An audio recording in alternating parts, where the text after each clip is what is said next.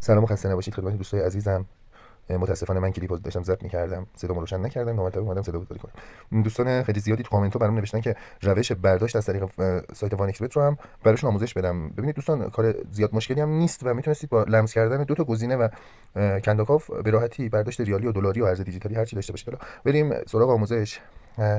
قسمت پایین چپ اپلیکیشن منو رو انتخاب کنید، بعد اون قسمت بالا چرخنده رو بزنید و برداشت رو لمس کنید.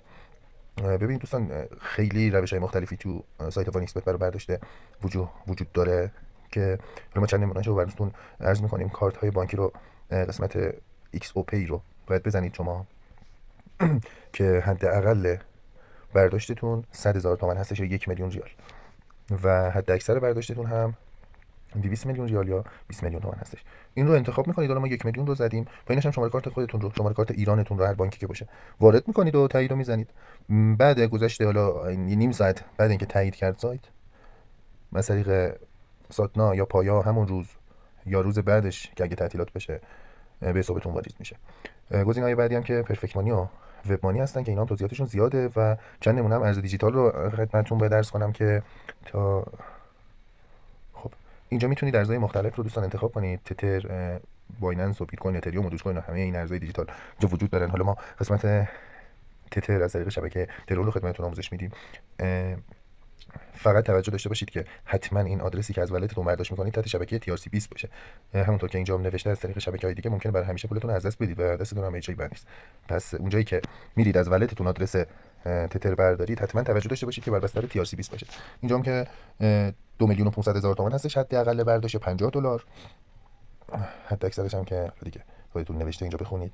عرض کنم خدمتتون اینجا آدرس کیف پولتون رو تو کادر دوم وارد میکنید، تایید رو میزنید اگه تایید دو مرحله‌ای داشته باشید. اون تایید دو مرحله‌ای اگه نداشته باشید که منتظر بمونید تا سایت تایید کنه و نهایتا تا 20 دقیقه نیم ساعت دیگه میشینه به حساب ولت شما.